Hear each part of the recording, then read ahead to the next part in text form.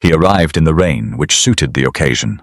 Julian Thorne had made this journey before, or journeys like it. The carriage along a road that deteriorated precisely in proportion to the distance from prosperity, the drive turning from gravel to packed earth to something that was neither, the house appearing through the trees with the specific quality of a thing that had once been considerable and was now in the process of forgetting what considerable felt like. He had collected debts from 100 such houses. The houses were always the same, the windows that needed paint, the grounds that had gone back to nature in the places where nature had been kept out by money, the particular dignity of a building that was still standing by force of old habit rather than current maintenance. He had the documents in the leather case on the seat beside him. Lord Edward Castleton, deceased 14 months, had borrowed £400 from Thorne Mining and Industrial in 1820 against the promise of a share in the Castleton Wiltshire Coal Survey, which had produced no coal worth mining. As the survey had been conducted by a geologist who knew what he was looking for and had found it elsewhere, which was not Castleton's fault and was not a provision of the contract. The contract was specific, the repayment schedule was specific. The estate of Lord Edward Castleton was in arrears of £312, which was not a sum that would significantly improve Thorne Mining's position either way, but which was a debt, and Julian Thorne had built his fortune on the principle that debts were collected. The butler who opened the door was old enough to remember when the house had been staffed correctly and wore that memory in the quality of his welcome. Correct form maintained at the cost of visible effort, like a man holding a heavy thing he would not admit was heavy. Julian gave his name. The butler went away. Julian waited in the entrance hall and looked at the portraits on the wall, the generations of Castletons who had owned this house and this land, and the specific privilege of having your face recorded for the consideration of future visitors. And he noted, attention he paid to all financially relevant details, that 2 of the lesser portraits had been removed recently, judging by the lighter squares on the wallpaper where they had hung. The woman who came to the entrance hall was not what he had assembled from the file. The file had told him, widow 29, no children, no family with means to assist, managing the estate alone since her husband's death. The file had been a set of financial facts arranged on paper, and he had read it the way he read all financial facts, as information, not as people. Lady Serena Castleton came down the stairs of her deteriorating house with the specific, unhurried quality of a woman who had decided, at some point in the long months of difficulty, that dignity was not a luxury she could afford to relinquish, because it was the last thing she had that was entirely hers. She wore a grey dress that was not this season's, and had been carefully maintained, and she looked at Julian Thorne with the clear, direct assessment of a woman who had been expecting him and had spent the waiting time preparing rather than dreading. She showed him to the study. The study had the estate's account books open on the desk, which told him 2 things: that she had been working in this room before he arrived, and that she intended him to see that she had. If you are new to Moonlight at Mayfair, stay. What begins as a debt collection becomes something neither of them planned for, and what happens between these 2 people will cost them both everything, and it will be worth it. Subscribe now. This is the kind of story this channel was built for. And if you have been here before, you know already that this woman is not going to weep or beg. Watch what she does instead. She offered him tea. He declined. He placed the contract on the desk between them, and he named the figure. £312, the arrears as of the 1st of November, and he watched her receive the number with the specific quality of a woman who had been living with the number for months, and was not surprised by it, only by the having to hear it said aloud. What she said next was not what he had expected. She told him she understood the debt. She told him the estate had no liquid assets that would satisfy it. He could look at the account books, which were open on the desk, and which she would not hide from him because hiding them would be a dishonesty, and she was not in the business of dishonesty with people who held her obligations. She told him the portraits on the wall, and the plate in the dining room, and the hunters in the stable had already been sold, and the proceeds had kept the household through the winter and paid the tenants' wages and would not stretch to the debt. Then she told him her proposal. She would work for him, not as a servant. She was specific about this, the distinction arriving with the precision of a woman who had been thinking about how to say it for a considerable time. She would work for him as a manager of properties. He had holdings across 3 counties from the publicly filed records she had been able to examine. She understood estate management, had understood it, she told him, considerably better than her late husband, who had been a man of good character and poor financial instinct, and who had left her the estate and its accounts in a condition she had spent 18 months attempting to correct. She would manage his properties. She would earn against the debt at a rate they would negotiate and agree in writing. The arrangement would continue until the debt was satisfied, at which point it would conclude and she would return to Castleton with whatever remained of it. Julian Thorne sat in the study of a crumbling Wiltshire estate and looked at the woman across the desk from him and felt the specific unfamiliar sensation of a man whose framework for a situation has been displaced by the situation itself. He had come to collect a debt. The woman before him was proposing to work it off, not through the tearful negotiation, or the offered heirlooms, or the appeals to sentiment that were the usual currency of these visits, but through the one thing she apparently had left in abundance, which was capability. He was, he would acknowledge later, curious. And he would acknowledge with considerably less ease, something that was almost cruel. The curiosity of a man who had spent 20 years in business and had not often encountered something he could not immediately categorize, and who found the not categorizing interesting in the way that a man of his particular character found most things interesting, as a problem to be solved, and the solving as its own reward. He told her he accepted. He told her the rate would be £15 per month, credited against the debt. He told her she would have full access to the relevant estate records and to his agents, who would be instructed to cooperate. He told her the first property she would address was the Berkshire holding, which had been running at a loss for 3 years, and which his own agents had been unable to correct. He told her she would begin on Monday. She told him she would begin tomorrow. She had a household to arrange for her own absence, and that would take 1 day, not 3. He looked at her across the desk. She looked at him. He told her, tomorrow then. He left the study and the house and the rain-wet drive and the portraits on the wall, and he sat in the carriage on the way back to London, and he looked at the contract in its leather case, which had a figure written in it that was going to take approximately 21 months to pay off at the agreed rate. And he thought about the woman who had looked at him across the desk with the specific, clear-eyed quality of a person who has nothing left to lose and has therefore ceased to perform any version of herself that is less than the full one. He thought, this is going to be interesting. He thought, interesting was not what he had come to Wiltshire for. He was not yet aware of what he had come to Wiltshire for. She arrived at the Berkshire property on a Wednesday in November with a leather satchel containing her own account books, a surveying map of the county from 1815, 3 years of the property's filed tax returns she had obtained from the county records office on the way through, and the expression of a woman arriving at a job she intends to do well.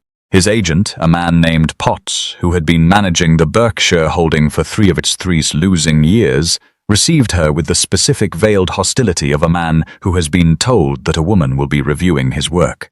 He was courteous. He answered her questions. He gave her the account books she requested and showed her the property in the perfunctory way of a man who had shown it many times and found it unremarkable. She spent 2 days reading his account books. On the 3rd day she walked the property herself, alone, in the November cold, with the surveying map and her own notebook, and the specific, systematic attention of a woman reading a landscape for what it actually said, rather than what the documents about it claimed. She found 4 things. The first was that the eastern field drainage had been rerouted at some point in the previous decade in a way that was cheaper than the alternative and produced approximately 30% less yield on the affected acreage. The second was that the tenant lease schedule had not been updated since 1812 and was charging rents that bore no relationship to the current market rate or the current productivity of the land. The third was that Potts had been purchasing feed for the home farm from a supplier who was his cousin-in-law, at a rate 18% above the market average. The fourth was that the home farm's pig operation had been recorded as producing losses for 3 consecutive years, in a way that, when she looked at the actual numbers behind the recording, appeared to be arithmetically impossible unless approximately 40 pigs had been living considerably worse than the market suggested they were. She wrote up all 4 findings. She wrote them in the clear, specific, unsentimental language of a woman who had been managing an estate alone for 18 months, and had learned that sentiment in financial documents helped nobody and obscured everything. She sent the document to Julian Thorne's London office by post. His reply arrived in 3 days. It was brief. The pig discrepancy explained the arithmetic. She explained the arithmetic in a return letter of 4 pages that showed, step by step, how the recorded losses were inconsistent with the purchase records, the sale records, and the market prices for pigs of the recorded weight at the relevant dates, and that the most parsimonious explanation was that approximately 40 pigs had been sold informally, and the proceeds recorded in a column that did not appear in the documents she had been given. Julian Thorne arrived at the Berkshire property on a Friday morning without announcement. He spent 2 hours with Potts. The door of the study closed, and when the door opened, Potts had the expression of a man who had been given a choice between 2 alternatives and had chosen the less catastrophic one. He packed a trunk and left the property by midday. Julian Thorne came to find Serena in the East Field, where she was examining the drainage rerouting with a surveyor she had engaged from the village at her own expense, reasoning that the cost of the surveyor would be recovered many times over in the corrected yield. He stood at the field's edge and watched her speak to the surveyor with the specific technical fluency of a woman who knew what she was looking at and knew how to discuss it with a man who also knew what he was looking at. Without performance, and without the managed condescension of a woman making herself accessible to male expertise. They were 2 people in a field discussing drainage, and she was the one with the better grasp of the problem. He stood there for several minutes before she noticed him. When she did, she introduced the surveyor and explained what they had found, and what the correction would cost, and what the correction would recover annually. She did this in approximately 3 minutes, efficiently, and without the specific quality of a woman performing competence for an audience. She was simply reporting as she had always reported, because the reporting was the work. He approved the drainage correction. He told her to proceed. He also told her, on the walk back to the house through the November field, that he had been curious about the pig arithmetic. She told him the pig arithmetic was not particularly complex. The complexity was in assuming that a man who had been managing a property for 3 years and reporting losses would not also be managing the documentation of those losses, which was an assumption she had not been prepared to make. He looked at her. She told him she had also found a similar pattern in the 1819 records, which predated Potts's tenure, and suggested the practice had been established before he arrived, which meant the problem was systemic rather than individual, which meant he should examine his other properties' accounts for similar patterns. He told her he would send her the accounts from the Somerset and Northumberland properties. She told him the Somerset accounts had already been requested from the County Records Office. He looked at her for a long moment. He asked her whether she had been doing this before he arrived. She told him she had been doing it since he left Wiltshire in October, because understanding the scope of what she was being asked to manage required understanding the full picture, and the full picture required the records she could obtain publicly and the records she had been sent. What passed across his face in that moment was something that had not been there when he arrived at the crumbling estate in November to collect a debt. It was not admiration precisely, not yet. It was the specific, slightly uncomfortable sensation of a man encountering a mind that is operating at a speed and thoroughness he had not expected, which produced in him a quality of attention that was different from the curiosity he had brought to the initial arrangement. It was the attention of a man who is beginning to understand that the thing before him is larger than he measured it. The Somerset accounts arrived the following week. She read them in the east sitting room of the Berkshire property, which had become hers during the week, in the way that rooms become a person's through consistent occupation, and she found 3 of the things she had found in the Berkshire accounts, and 2 things she had not found there, and 1 thing that was not in the Somerset accounts but in the letters attached to them, in the handwriting of a man named Greaves, who was Julian's principal partner in the coal operations, and which was a thing she set aside in a separate folder and returned to later: the mining. This was the part of Julian Thorne's business she had been least familiar with and had been learning most quickly, because the mining was the most significant part of his fortune and the least transparent to the kind of analysis she had been trained in. Estates she knew, tenancies she knew, The machinery of agricultural land and its management was the machinery she had been inside for her adult life. The machinery of coal mining was different. It was newer, faster, less bound by the traditions that produced in agricultural land management, at least a floor of accountability to the people who worked it. The miners had no leases, no tenancies, no historical claims to negotiate. They had their labor and the men who bought it, and the men who bought it had, in the coalfields of the north and the Midlands and the emerging fields of the south, very little external constraint on what they paid or what they required. She had known this in the general way that a woman of her world knew uncomfortable things about the industrial economy, knew them as facts, the way you knew facts that were not your daily reality, and therefore remained facts rather than becoming knowledge. The folder with Greaves's letters made it knowledge. The letters were operational: supply costs, yield projections, equipment orders, correspondence with the mine managers about shaft depths and ventilation schedules. She read them with the same methodical attention she gave the agricultural accounts, and what she found in them was a gap between the ventilation schedules as described to the inspectors and the ventilation schedules as discussed internally, and the gap was not administrative. The gap was the difference between shafts that were safe to work at the depths being mined and shafts that were profitable to work at the depths being mined.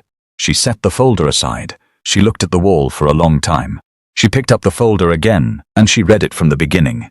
The letters were dated from 1819 to 1821.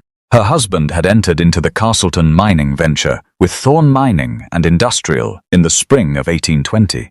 He had visited the Northumberland operation in August of that year to inspect the survey. He had gone underground on the 23rd of August, 1820, accompanied by a mine manager and a surveyor to examine the depth of the coal seam. He had not come back up. The official account was a shaft collapse, sudden and unforeseeable, the kind of accident that could not have been anticipated or prevented. The inquest had returned that verdict. Julian Thorne's company had provided all relevant documentation to the inquest and had been found to have met its obligations under the relevant mining regulations. The documentation in the folder described a ventilation schedule for the Northumberland shaft that was materially different from the schedule that had been submitted to the inquest. She sat in the east sitting room of the Berkshire property, which Julian Thorne had engaged her to manage, which she was managing at £15 per month against a debt of £312, and she looked at the letters in the folder, and she understood that the debt was not what she had thought it was. She put the folder in her satchel. She continued working. 3 months into the arrangement, Julian Thorne was at the Berkshire property more often than the property's business required. He would not have said this to himself in those terms. He was a man who had spent 20 years in business by the principle that his time was allocated to where it produced the greatest return, and the Berkshire property, corrected and recovering, did not require his personal presence. The Somerset corrections did not require his personal presence. The drainage project on the Northumberland holding did not require his presence. And yet, he came on Tuesdays generally, sometimes Thursdays. He told himself it was to review the progress reports with her directly, which was more efficient than correspondence, which was true and was not the entire truth. The entire truth was that he had spent 20 years in rooms with his agents and his partners and his lawyers and his bankers, and the quality of thinking in those rooms had been, across 20 years, adequate to his purposes and rarely more than adequate. He had been the sharpest mind in most of those rooms, or at least the most decisive, and decisiveness in a room of adequate minds functions as sharpness. He was not the sharpest mind in the rooms where Serena was. This was not for Julian Thorne a comfortable discovery. It was also not, he was honest enough to recognize, an unpleasant one. The discomfort and the not unpleasantness were the same thing seen from 2 different angles, which was the angle of a man who had arranged his professional world so that he was rarely surprised, and the angle of a man who was being surprised regularly and finding it the most alive he had felt in years. She challenged him. Not aggressively, not combatively. She was not interested in argument for its own sake. She challenged him the way a person challenges an assumption when the assumption is costing money or costing people something real. She challenged his treatment of the tenant farmers on the Somerset holding who were paying rents that had not been revised since the agricultural depression, and who had not been revised because revising them would require acknowledging that the rents were wrong And acknowledging that the rents were wrong would require acknowledging that the period in which they had been charged was a period in which Julian Thorne's company had been receiving more than was equitable from people who could not afford to give more. She brought the revised schedule to the Tuesday meeting in February, and she put it on the table, and she explained it in the same clear, specific, unsentimental language she brought to all financial documents. And she also told him what she had seen on the property in January, which was a family of 5 in a tenant cottage whose youngest child was wearing shoes that were not adequate for the winter, and that this was the direct consequence of a rent schedule that had been set incorrectly and had not been corrected, because nobody with the authority to correct it had been paying attention. Julian Thorne looked at the rent schedule and looked at the woman who had brought it. He told her to implement the revision. She told him it would cost him approximately £60 per year in reduced income from the Somerset holding. He told her he was aware of that. She looked at him for a moment, a long, careful look of the kind she gave to things that were more than they appeared, and she said, "Good," and she made a note in her account book and moved to the next item. He thought about that look for the rest of the day. Spring arrived in the Berkshire fields, and with it the evidence of what she had done. The drainage correction produced its first full season's difference in the April yield estimates. The home farm accounts were clean and accurate for the first time in years. The tenant relationships, which had been the sour and transactional relationships of land worked by people who had stopped trusting the people they worked it for, were not yet warm. She had not promised warmth, only honesty, and honesty takes longer to produce warmth than deception. But they were functional in a way they had not been, and the functionality was the beginning. Briggs, the new agent Julian had installed after Potts, was a man of 50 who had been managing agricultural property for 30 years, and who had, within the first month of working alongside Serena, developed the specific quality of professional respect that an experienced practitioner extends to someone who has demonstrated they are better at certain aspects of the work than he is. He did not find this comfortable. He found it useful, which was the more valuable response. Julian watched this dynamic from the edge of the property meetings with the attention of a man who has set something in motion and is watching where it goes. What he watched was a woman who was transforming things not through authority. She had none, officially, being the debtor to his creditor, but through the simple, sustained, undeniable fact of being right. About the drainage, about the rents, about the suppliers. About the 3 properties she had now analyzed and corrected and set on trajectories that his own agents had not managed in the preceding years. She was right because she paid attention to the things that other people found beneath their attention. She was right because she read the documents that were available and asked for the documents that were not, and compared them against each other with the patience of a woman who understood that the truth of a financial situation lived in the gap between what was recorded and what had actually happened. This was the quality Julian understood in the spring that made her irreplaceable, not the specific knowledge, the drainage techniques, the lease schedules, the market rates, the attention, the specific, sustained, honest attention that she brought to everything she looked at, which was the rarest quality he had encountered in 20 years of professional life, and which was, he understood with the specific discomfort of a man arriving at a conclusion he had not arranged in advance, the quality he had been looking for without knowing he was looking for anything. He tried to cancel the debt in March. He brought the contract to the Tuesday meeting and he put it on the table, and he told her that the work she had done on the 3 properties had already recovered 3 times the value of the original debt, and that the remaining amount was, in any reasonable accounting, discharged. She looked at the contract. She told him no. She told him, in the specific language of a woman who had thought about this and arrived at a position she was not going to manage away, that the debt was not a financial instrument. It was the framework of an arrangement that was functioning correctly, and cancelling it was not generosity. It was the removal of the thing that made the arrangement equal. Without the debt, she was not his contracted manager. She was his dependent. She would not be his dependent. He looked at her across the Tuesday meeting table. She looked at him with the level, clear gaze that she brought to all uncomfortable truths. He put the contract away. He told her he disagreed with her position. She told him she was aware of that, and that his disagreement was noted, and that the next property to address was the Northumberland holding, which had a ventilation issue she needed to discuss with him directly. He told her to go ahead. She told him she would prefer to discuss it at the mine rather than at a table. He told her she would not be going underground. She told him she had not suggested she would be going underground. She suggested they both stand at the top of the shaft she needed to discuss and have the conversation in proximity to the relevant evidence. He looked at her. She looked back with the expression she wore when she had already decided a thing and was waiting for him to arrive at the same conclusion.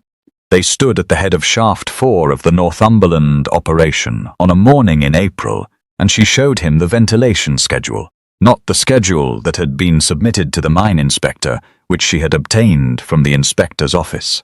The schedule that Greaves had described in his operational letters, which she had been carrying in her satchel since February, and had been deciding, over the 2 months since, the correct moment to produce.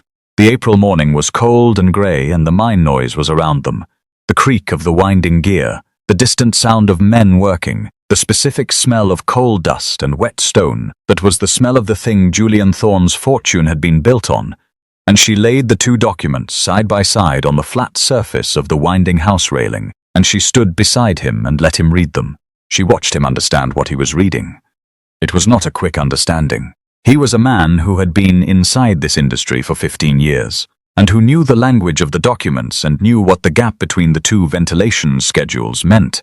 And she watched the understanding arrive in him the way understanding arrived in a person who had known, at some level, for some time, and who was now being required to know it at the level where it could not be managed into silence. When he finished reading, the morning was still cold and grey, and the mine noise was still around them. She told him the date of her husband's visit to this mine. She told him the shaft. She told him what the ventilation schedule had been, according to Greaves's operational letters, on the date of the inquest-recorded collapse. The silence that followed was the silence of a man who has been handed a bill he cannot dispute and cannot pay. She did not fill the silence. She had spent 2 months deciding whether to give him this information and how and when, and what she had decided was the truth, directly, without management, and then the space to receive it. She had not decided what came after the space. She did not yet know. She asked, "You knew about the schedules?" It was not quite a question. He told her he had known the submitted schedules were optimistic. He had known, in the way that men who have built fortunes in an industry know the gap between the regulatory requirements and the operational reality, that the gap existed. He had not known. He said this, and she watched him say it, and she believed him, and also understood that believing him did not change the arithmetic.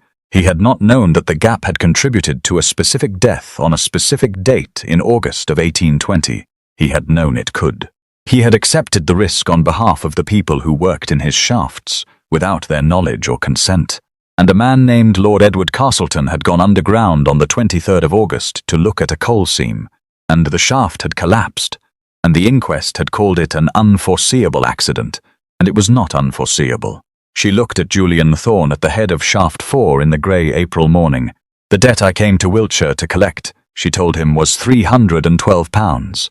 The debt I am standing at this shaft telling you about is a life." She paused. "How will you pay?" This is the question that breaks him. Not in the dramatic way. He does not collapse. He is not that kind of man. He stands very still at the head of the shaft, and he receives the question, and he does not attempt to manage it into something smaller than it is. Watch what happens next. He did not answer immediately. She had not expected him to. What she watched over the weeks that followed was a man conducting an internal reckoning, not the performed reckoning of a person who is managing their reputation for the benefit of observers, but the private, costly, daily reckoning of someone who has been handed an account they cannot settle and is trying to understand what settling looks like. He told Greaves he was commissioning an independent safety review of all operations. Greaves told him, in a letter whose contents she read because Julian showed it to her, that a safety review would expose the gap between the submitted schedules and the operational reality across all shafts, and that the exposure would produce regulatory action and likely compensation claims, and that the financial consequence would be significant. Julian commissioned the review. The review took 8 weeks. Its findings were what Greaves had predicted they would be. The regulatory action that followed was what Greaves had predicted it would be. What Greaves had not predicted, because Greaves was a man who understood financial consequences and had less fluency with the consequences of other kinds. was that Julian would not stop at the regulatory compliance. He had read Serena's folder of operational letters with the attention of a man who was no longer managing his attention away from what the letters said, and he had understood that the gap between the submitted schedules and the operational reality was not limited to the Northumberland shaft. It existed in varying degrees across 6 operations. It had existed for years. The families of the men who had died in those shafts had been told that the deaths were unforeseeable and had received nothing. He went to find the families, not through an agent himself. He did this over the summer in which she was continuing to work through the remaining debt, which was now £47 and which she continued to track in her account book with the same precision she tracked everything. Because the debt was not the point, and also was the point, and she was not ready to let it be less than both of those things simultaneously. She knew what he was doing because he told her. He came to the Tuesday meetings and sometimes the Thursday meetings, and he told her, with the specific quality of a man who has found the only person he trusts with the full account, what he was finding and what he was doing about it and what it was costing. It was costing him considerably. The compensation to the families, which was not legally required and was not, his lawyers advised him repeatedly, advisable, was significant. The safety upgrades to the remaining operations were more significant. The regulatory fines that followed the independent review were the smallest of the costs, as it turned out, because Greaves had anticipated those. What Greaves had not anticipated was that Julian would provide the review's findings to 3 members of Parliament and a journalist from the Northern Times, which produced the kind of public attention that regulatory fines did not produce, and that the financial community in which Julian Thorne had built his reputation found extremely uncomfortable. His partners withdrew. They had a legal basis to do so, which Greaves had arranged with the specific thoroughness of a man who had been managing risk in this industry for years and understood exactly which risks to manage. She watched him lose his position in the industry. She watched him do it without the performance of martyrdom, without the self-conscious dignity of a man who wishes to be observed sacrificing something for principle. He was doing it because the account required it, and he had decided to pay the account, and the doing of it was the only form available to him that he could look at, squarely. The coal deposits under the Castleton estate were what his partners had wanted, and what they moved to claim when they withdrew from the main partnership. The legal mechanism was an obscure clause in the original venture agreement, which Greaves had written, and which gave the partnership the right to survey and claim mineral rights on properties that had been security for partnership loans. The original debt had been secured against the Castleton estate. She came to the London office on a Thursday in September, not the Tuesday or Thursday meeting in Berkshire, but the London office she had been to twice before, when the work required it, and she put her account book on his desk, and she told him the remaining balance was £12, and that she was aware of the mineral rights clause, and that she had read it and the partnership's notice of claim, and that she had a proposal. He told her he had already refused the partnership's claim. He told her he had found the evidence in Greaves's letters that the original venture agreement had been signed under conditions that constituted material misrepresentation, that the coal survey results Greaves had shown Lord Castleton in 1820 had not been the actual survey results, which had shown the coal deposits at a depth that made them economically unviable to extract. The coal had been the reason for the venture from the beginning, and the original debt had been the mechanism by which Greaves had planned to obtain the mineral rights when the venture failed. He told her the partnership's claim was fraudulent. He had given the evidence to a solicitor that morning. She looked at Julian Thorne across his desk. She looked at him for a long time with the full, clear, specific attention that she gave to everything that required it. She told him her husband had died because a man wanted to mine coal from under her house, not as accusation, as the simple, flat statement of a fact that had taken her 2 years and a folder of operational letters to fully understand, and that she was saying aloud in this office on this Thursday in September, because it was the true form of the thing, and she did not bring managed versions into rooms where the true form was available. He did not attempt to manage it. He sat with it, he let it be the size it was, then he told her, "Yes, and I am sorry. And the sorry is not a settlement of the account, because the account cannot be settled. And I am not." He stopped. He found the form. He told her he was not going to tell her what to do with what he had just told her, because what she did with it was hers, and not his to manage. He was going to continue doing what he was doing, which was paying what he could pay in the only currency available, which was action and not comfort. She took her account book and she left. She walked through the September London streets for a considerable time. She walked in the way of a person who is moving their body so that the rest of them can work. And what the rest of her was working on was the question she had been holding at the edge of her attention since the April morning at the Shaft Head, and had not yet been ready to examine fully. The question was not whether she forgave him. She was honest enough with herself to know that forgiveness was not a thing that arrived like a decision, that it was something that grew or did not grow in the specific, daily, patient way of anything real, and that forcing its arrival was a dishonesty to herself that she was not willing to commit. She did not know whether she forgave him. She knew what he had done. She knew what it had cost. She knew that the knowing and the cost were real, and that no amount of mine safety legislation or family compensation or lost partnerships made them less real. The question was different. The question was about the man who had come to her house in November to collect a debt and had found, instead, a person, and who had been changed by the finding in ways that were real and were not performances and were costing him things that performances do not cost. The question was about the man who had stood at the head of Shaft 4 and received the account without managing it smaller, who had commissioned the safety review and provided the findings to Parliament and gone himself to find the families, who had told her in the London office that the sorry was not a settlement, that the account could not be settled, that he was going to continue paying in the only currency available. She thought people do not change. This was the thing her world believed and had believed for centuries, with the specific conviction of a world that had arranged itself on the basis of fixed categories, birth, rank, character, worth, and found the conviction of unchangeability useful to the arrangement. She thought, people do not change.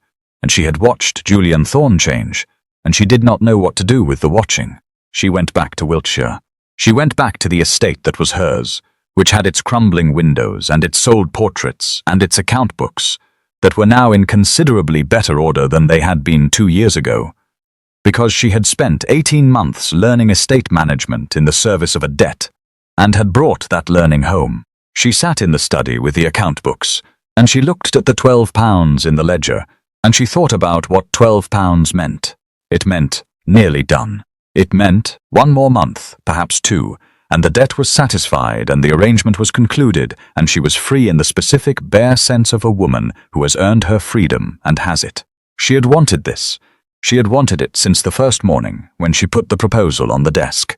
She had built it deliberately with the same deliberateness she brought to everything. The rent schedule and the drainage and the Somerset accounts and the folder of operational letters. Because freedom was what the arrangement was supposed to produce. And she had not flinched from the cost of it.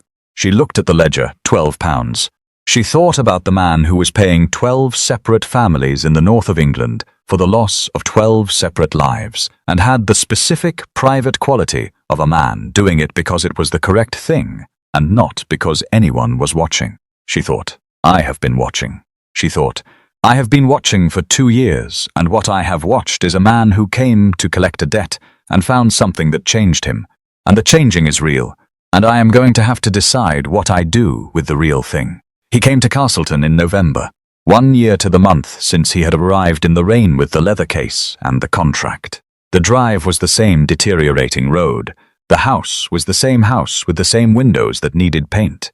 She had not had the money to paint them and had not, she found, spent the 18 months of the arrangement acquiring the patience to be embarrassed by them. The house was hers and the windows were what they were. He arrived in the morning and the butler showed him to the study, which had her account books on the desk as it had had them the first time, because she had been working in this room before he arrived, and she intended him to see that she had. He sat across the desk from her. He had his own ledger, a formal record of the arrangement from his company's books, which showed the debt reduced to £12 and the terms of the arrangement and his signature alongside hers at the beginning of it. He told her he had not come to collect £12. She told him she was going to pay £12 because the account book had £12 in it, and it was hers to pay, and she intended to pay it. He told her he understood that. She told him good. She wrote the cheque. She put it on the desk between them. She looked at it for a moment, the last payment, the last figure. The end of the arrangement as she had designed it and held to it for 12 months and 2 weeks. She looked at him. He looked at her. He told her he had not come only to close the ledger. She told him she knew. He told her he had been trying to find the correct form for what he wanted to say since September, and he had not found it, and he had decided that the correct form was probably not available because the thing he wanted to say did not have a correct form. He told her he had come to Wiltshire not to collect anything. He had come to offer something. He did not have the money he had had when he arrived the first time, and he did not have the position in the industry he had built over 20 years. And he did not have the partnership or the reputation or most of the things he had considered his assets when he sat in this study in November of the previous year and thought he was collecting a debt. He had £12, evidently, and he had the rest of his life, which he was spending in a specific direction, and which he would spend in that direction regardless of what happened in this study on this morning, because the direction was right, and he had stopped needing it to produce a particular outcome in order to continue. He told her all of this with the specific, imperfect honesty of a man who has spent a year learning to say true things without managing them, and who is not yet fluent in it, but is practicing. Then he told her, "I cannot repay what I owe. I can only spend the rest of my life trying, and I am asking whether you would consent to watch that from closer than you currently are." She sat in the study of her crumbling estate, and she looked at the man across the desk, and she thought about the first morning, and the £12 and the drainage and the Somerset accounts and the folder of operational letters and the April shaft head and the September office and the 12 families and the £12 and the year. She thought about forgiveness, about the thing that arrived like a growth rather than like decision, that was not yet complete and might never be complete and was not. She had decided somewhere in the long months of the watching, required to be complete before she could decide what to do with the real thing. She told him, "I have watched you change for a year, and I have watched because the watching was the work, and I do not know yet whether the watching is love, or the beginning of it, or something that will become it. And I am not going to tell you it is love when I do not yet know." She told him, "What I know is that you are doing the right things, and you are doing them because they are right and not because I am watching. And that is, she found the form, that is not nothing, that is the beginning of something real. And I am willing to be in the room with the beginning and see where it goes." He looked at her. She looked at him. She told him the windows needed painting. He told her he was aware. She told him she had been intending to address it, but had been somewhat occupied with other people's property for the past year. He told her he had some experience in property maintenance. She told him she was aware, and that the experience was of variable quality, as she had been reviewing the records. He looked at her. She looked at the ledger with the £12 and the record of 14 months, and his signature alongside hers at the beginning of it. She told him, "We begin here, not with the debt cancelled, not with the account settled. We begin here with the account still open, because it will always be open, not as a punishment, but as the honest description of what is between us. You owe me something you cannot fully pay. I am choosing to build something with you anyway, not because the debt doesn't matter, but because what you are doing with the debt matters, and I want to be here for it." She extended her hand across the desk, not a romantic gesture, not the performed gesture of a woman forgiving a man in a room, the specific direct gesture of two people who have been on opposite sides of a desk for 14 months and are moving to the same side. He took her hand. It was warm and dry and certain, and the certainty was not the certainty of a thing resolved, but the certainty of a thing begun. The kind of certainty that does not require the future to be known, only the present to be chosen. The windows were painted in December. He did it himself, partly. There was a practical reason, which was that the workman he had hired needed someone with knowledge of the original construction, and Julian had spent the autumn reading the Castleton estate records with the same methodical attention she had spent the previous year reading his, and had found himself in possession of more information about the house's structure than anyone else currently available. There was also a less practical reason, which was that being useful in a specific, direct way, the ladder against the wall, the brush in his hand, the cold December air, was the form of being useful he had come to trust over the past year. Not the abstracted usefulness of a man with a checkbook, but the proximate, physical, accountable kind. She watched him from the window of the east sitting room, which had become her working room at Castleton, in the same way the east sitting room at the Berkshire property had become it. And she noted that he worked with the attention he brought to everything now. Carefully, without performance, with the specific quality of a man who has learned that the work is the point, and that watching the work be watched is not the same thing. The debt was never fully paid. This was true in the technical sense. She had insisted the £12 remain outstanding in the formal ledger, which she had explained to him was not symbolic but practical.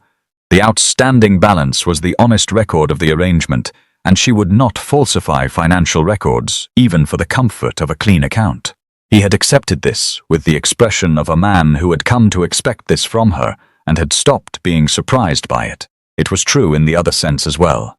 The families in the north had their compensation and the mines had their safety reviews, and the parliamentary committee that had been formed to examine mining regulations had its evidence. But the 12 men who had not come home were still not home, and her husband was still not home. And the weight of that was a real weight, and she carried it, and she did not pretend she did not carry it. What she had decided, and she had decided it with the same deliberateness she decided everything, was that the carrying did not require her to stop building, that the weight and the building were not opposites, that a life built in full acknowledgement of what it cost, and by whom was a more honest life than one built on the pretense that the account was clean. She had told him this in January, when he had tried once more to give her the formal release of the ledger debt, and she had declined it again, and he had asked, with the specific quality of a man who is not arguing, but genuinely trying to understand. Why? She had told him, because the debt is true, and I will not build something on a falsified record. What we are building is built on the true record, the account of what happened and what it cost, and what you have done about it, and what you are still doing. The debt in the ledger is part of the true record. Cancelling it is not freedom, it is forgetting, and I will not forget. He had sat with that for a long time. He had told her, I don't want you to forget. She had looked at him across the table. He had told her, the remembering is part of what makes you. He found the form. What makes you the person who is doing this? With me. The remembering is part of what I owe you and part of what I have. I don't want to cancel it. I want to earn it. She had looked at him with the full, clear, attending look that she gave to everything true. She had said, then earn it. And this was what they were doing on the December morning when the windows were being painted, and the account books were balanced, and the 12 families in the north were receiving their compensation, and the parliamentary committee was receiving its evidence, and the crumbling estate of Lady Serena Castleton was, by degrees that were small and daily and entirely honest, becoming something it had not been for years, not fully restored. Not the house it had been before the sold portraits and the deteriorated drive and the winters managed on a margin that left no room for the paint on the windows. Something different. Something built on a true record by two people who had chosen to be on the same side of the desk. The debt was never settled. It was transformed, not into something lighter or more comfortable, but into the thing she had named in September. Not a settling of accounts, but a continuous gift. The gift of someone who keeps paying because the paying is right. The gift of someone who keeps watching because the watching is love. Not despite the debt, because of it. And perhaps that is why this story will not let us go. Not because the windows were painted or the mine safety legislation passed, or the 12 families received what they were owed. But because of what she did at the desk in November. Not the 1st November, when she made her proposal with the account books open and her pride intact, but the 2nd November, when he came without his fortune and his partnerships and his place in the industry, with £12 and the rest of his life, and she extended her hand across the desk. Not forgiveness, not yet. The beginning of something that would take a long time and might not arrive completely, and was the more honest and the more durable for being built that way. She could have closed the door.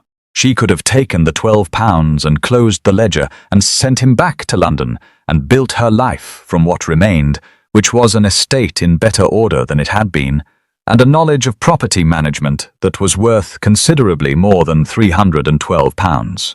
She could have done this with complete justification, and nobody who understood the full account would have found fault with it. She extended her hand instead, not because she had finished grieving, not because the account was clean, because the man across the desk was paying the account in the only currency available, and was paying it regardless of whether she was watching, and she had decided to be in the room with the paying.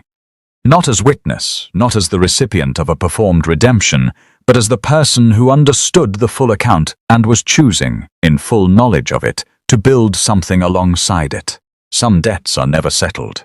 They are transformed into love, which is never a settling of accounts, but a continuous gift. The gift of a man who keeps paying. The gift of a woman who keeps choosing. The gift of two people who build from the wreckage of the old, not because the wreckage is gone, but because they have decided that the building matters more than the waiting for the wreckage to disappear. He came to collect a debt. He left owing her something he could never repay. She decided to hold the debt and his hand at the same time. That is perhaps the bravest thing in this